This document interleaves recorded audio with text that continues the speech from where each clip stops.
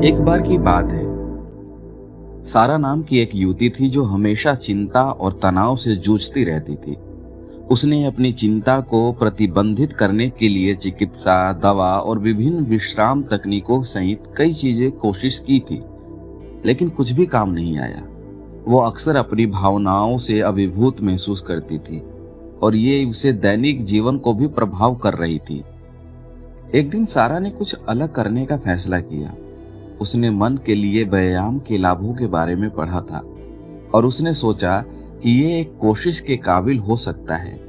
उसने हर दिन कुछ ही मिनटों के लिए व्यायाम के साथ छोटी सी शुरुआत की, लेकिन धीरे धीरे उसने अपनी ताकत और अपनी सहन शक्ति का निर्माण किया कि जब तक वो लंबे समय तक व्यायाम करने में सक्षम नहीं हो गई।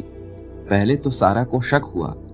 उसे हमेशा व्यायाम से नफरत थी और उसने नहीं सोचा था कि यह संभवतः उसकी चिंता में मदद कर सकता है। लेकिन जैसे जैसे उसने परिणाम देखना शुरू किया, वो विश्राम करने लगी। वो वर्षों से शांत, अधिक केंद्रित और अधिक ऊर्जावान खुद को महसूस करने लगी। सारा ने व्यायाम और मस्तिष्क के पीछे की विज्ञान पर शोध करना शुरू किया और उन्होंने जाना कि इस विचार का समर्थन करने के लिए बहुत सारे सबूत हैं कि व्यायाम मानसिक स्वास्थ्य को बेहतर बनाने के सबसे प्रभावी तरीकों में से एक है। उसने पाया कि व्यायाम यानी कि डोपामाइन और सेरोटोनिन जैसे न्यूरोट्रांसमीटर के उत्पादन को बढ़ा सकता है, जो मूड को नियंत्रित करने और चिंता को कम करने में महत्वपूर्ण भूमिका निभाने के लिए जाने जाते हैं। उसने ये भी सीखा कि व्यायाम मस्तिष्क में रक्त के प्रवाह को बढ़ा सकता है, जो संज्ञानात्मक कार्य को बेहतर बनाने और तनाव को कम करने में मदद कर सकता है। सारा जो कुछ भी उसने सीखा था उससे चकित थी और वो अपना ज्ञान दूसरों के साथ बांटने लगी। उसने एक ब्लॉग लिखना शुरू किया, एक चैनल बनाया जहां उसे व्यायाम और मानसिक स्वास्थ्य के साथ अपने अनुभव को साझा किया और उसने दूसरों को आजमाने के लिए और उन्हें उत्साह किया, उन्हें प्रोत्साहित किया कि आप भी ये करके चिंता से आप मुक्ति पा सकते हैं। समय के साथ सारा का संदेश फैलना शुरू हुआ और अधिक से अधिक लोगों ने अपनी मानसिक स्वास्थ्य को बेहतर बनाने के तरीके के रूप में व्यायाम में रुचि लेना शुरू किया।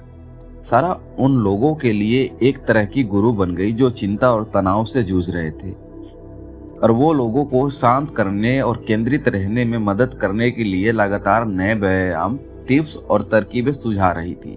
सारा के पसंदीदा अभ्यासों में से एक श्वास तकनीक जो बेहद सरल था वो उन्होंने बताया, यानी कि शांत श्वास। वो अपने अनुयायियों को निर्देश देती थी कि वो अपने नाक से गहरी सांस ले और इसे कुछ सेकंड के लिए रोके और फिर अपने मुंह से धीरे धीरे सांस को छोड़े। वो इस प्रक्रिया को कई बार दोहराती थी, सांस के साथ शरीर में प्रवेश करने और छोड़ने की अनुभूति पर ध्यान केंद्रित करती थी।